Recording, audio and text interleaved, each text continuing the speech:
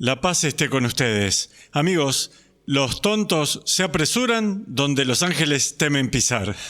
Voy a hablar una vez más sobre este gran tema que ha sido un divisor del cristianismo occidental desde la Reforma, el tema de la fe y las obras. Y lo hago no porque sea un insaciable del castigo, sino porque está en nuestra segunda lectura de la Carta de Santiago, que es un texto clave para los católicos sobre este tema. Permítame leerles un par de frases de la Carta de Santiago.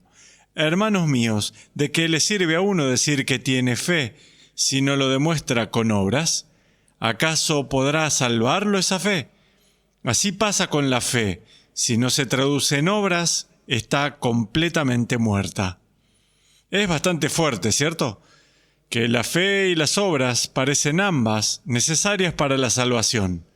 Ahora, ¿saben de dónde surge este problema? Surgió de la experiencia muy poderosa de un joven Martín Lutero, este serio monje agustino. Estamos entonces a comienzos del siglo XVI. Lutero es brillante, un maestro de teología, experto en escrituras, pero lidia con este problema de «¿sé que soy salvo?». Lutero era un monje, era un fraile, y tenía todo tipo de obras a su disposición, si se quiere. Tenía los sacramentos, los sacramentales, disciplinas, prácticas ascéticas y todas estas cosas. Y es conocido que dijo, si alguna vez un monje fuera salvo por monaquismo, yo sería ese monje. Así que intentó de todas estas formas autoconvencerse de que era salvo. Pero no funcionó, tenía todavía esa agitación interna. Y luego, en algún momento, alrededor de 1516 o 15, Lutero tuvo lo que se conoce en la literatura técnica su Turmerlebnis, en alemán, su experiencia de la torre. Así, en la torre del monasterio, Lutero llega a esta gran idea y toma el texto del comienzo de Romanos. El justo vivirá por la fe. Le retumbó como la solución a su problema. No es por todas estas obras, todos estos ejercicios monacales que se es salvo, sino por el gran acto de fe por el que se asegura tener la gracia de Cristo, la sangre de Cristo cubriéndolo. Es en ese gran acto de fe en el que encontramos salvación. Tal como digo, para Lutero esto fue como una liberación, y aunque hay toda clase de expresiones diferentes de la religión protestante, pienso que la vasta mayoría tiene este gran principio en común: justificación solo por la gracia, apresados solo por la fe. Las obras no son necesarias para la salvación. Ahora, para ser justos y claros, Lutero mismo y todos los que lo siguieron han insistido siempre en que las obras buenas se derivan de la justificación. Así, una vez que has aceptado al Señor en fe y sabes que eres salvo, ahora en el lenguaje de Lutero, quieres alinear la persona exterior con la persona interior. Así que, por supuesto, quieres esta fe tuya expresándose en obras. Sin embargo, las obras no son componentes de la salvación. De acuerdo, ese es un resumen rápido de la posición básica del protestantismo, si se quiere. Martín Lutero conocía el texto que leí y recuerden, era un hombre de las Escrituras. Sola Escritura, solo por la Biblia. La Biblia era la fuente clara e infalible de autoridad. Lutero sabía entonces que este texto era un problema, por lo que hasta sugirió que tal vez no perteneciera al canon de las Escrituras. Ahora, ¿cómo afrontan los católicos este problema? Podría animarlos, especialmente a mis oyentes católicos. Vaya a Internet, es algo genial que tiene Internet. Ahora podemos encontrar lo que queramos. Conéctense y busquen los decretos del Concilio de Trento. El Concilio de Trento que se reunió luego de la Reforma. Fue la gran respuesta católica a Lutero y a Calvino. Había gente muy influyente en Trento. Me refiero a los eclesiásticos y teólogos que no desestimaron a los reformadores protestantes para nada. Los leyeron con mucho cuidado y asintieron, incluso enérgicamente, en su dirección. Si leen los decretos de Trento, verán que no somos justificados por nuestras obras. Es verdaderamente solo a través de la gracia de Cristo, que llegaremos a la salvación. ¿Cuál es la diferencia entonces? La visión católica es que la fe ciertamente es, y este es el lenguaje de Trento, es el initium et raix omnis justificationis, es el origen y raíz de toda justificación. Pero luego, a través de obras, las obras de amor, a través de los sacramentos, a través de la vida de la Iglesia, existe un crecimiento en la justificación. No es algo que se hace una vez y listo. La raíz y origen de toda justificación es efectivamente la fe, cuando abro mi vida al poder de Cristo.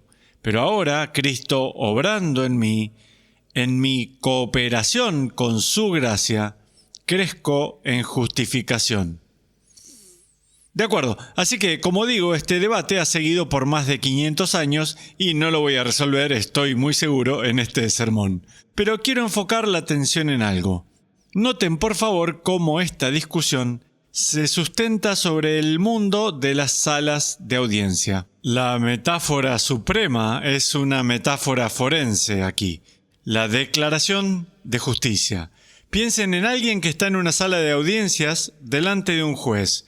El juez lo declara culpable o inocente. Así que la idea de Lutero fue, aunque soy culpable, estoy cubierto por mis propios pecados, a través de la gracia de Cristo he sido declarado, sin embargo, inocente. En un marco jurídico es una especie de todo o nada, ¿cierto? No eres un poquito inocente, un poquito culpable. Eres inocente o eres culpable. Y entonces Lutero vio eso como un momento clave, cuando a través de la gracia de Cristo soy declarado justificado. De acuerdo, pero ¿puedo sugerirles algo? Ese es un grupo de metáforas sacados del mundo forense de una sala de audiencias. Pienso que este lenguaje de la Carta de Santiago se obtiene a partir de un contexto diferente. Escuchen de nuevo. ¿De qué le sirve a uno decir que tiene fe si no lo demuestra con obras? ¿Acaso podrá salvarlo esa fe? ¿Acaso podrá salvarlo esa fe? Una metáfora es esta legal, esta forense, ser declarado justificado. Pero ahora tenemos un contexto metafórico diferente. ¿Qué significa ser salvado?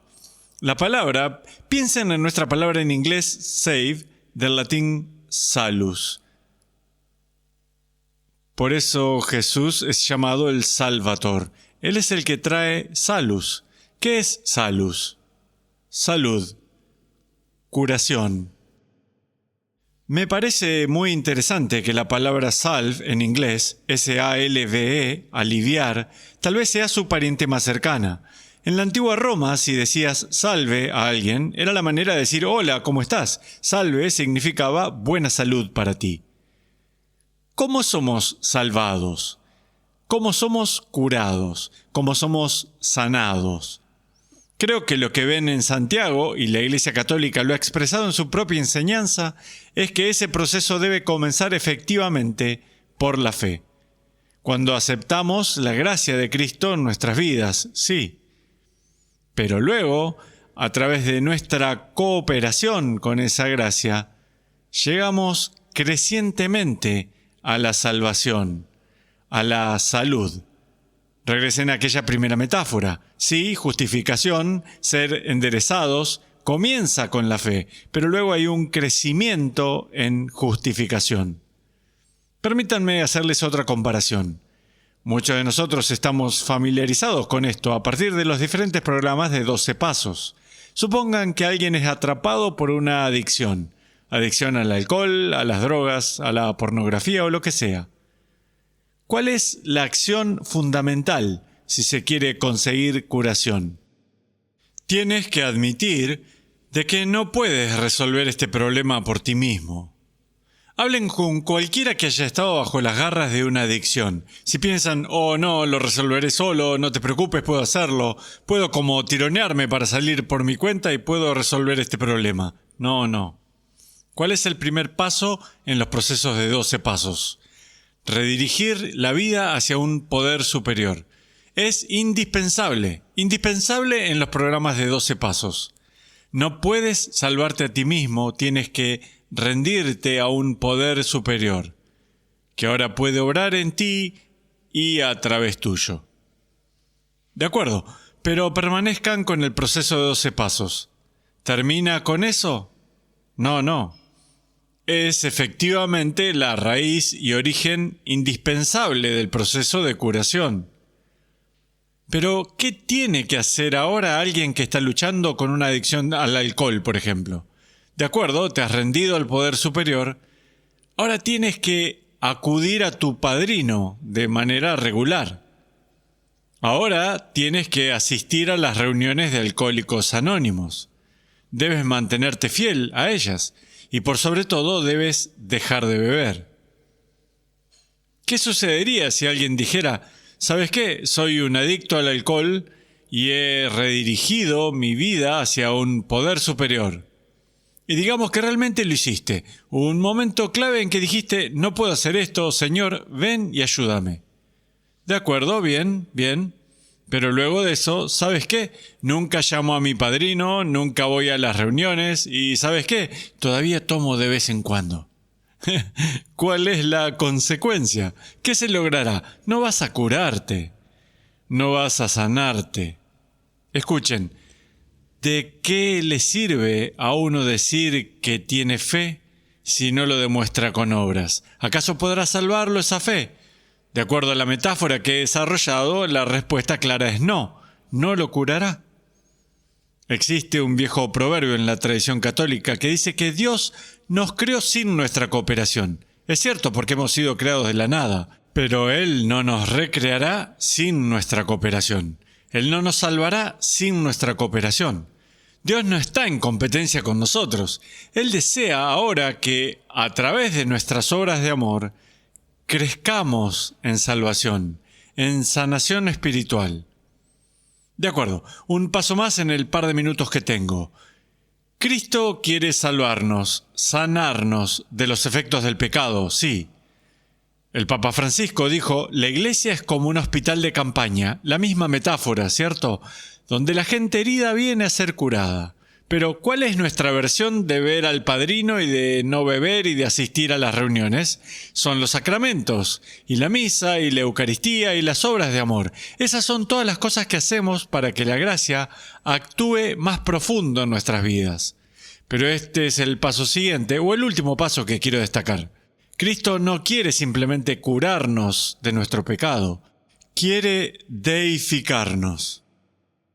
El gran texto aquí está en la primera de Pedro, que nos convirtamos en partícipes de la naturaleza divina. Él no se satisface solo con que nos curemos de nuestro pecado, ese es un prerequisito necesario, sino que lo que quiere por encima de todo es que nos volvamos partícipes de su propia naturaleza.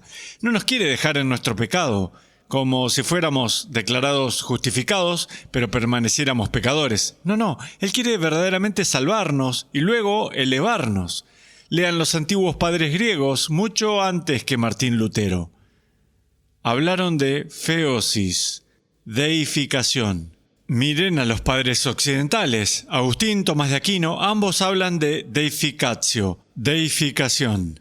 ¿Cómo acontece eso? Sí, por la gracia, por supuesto, no puedes hacerlo por ti mismo, debes abrirte a Cristo en la fe.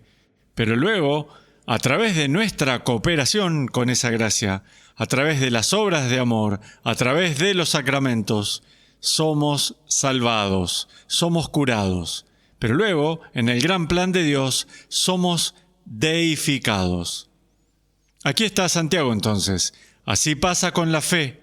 Si no se traduce en obras, está completamente muerta.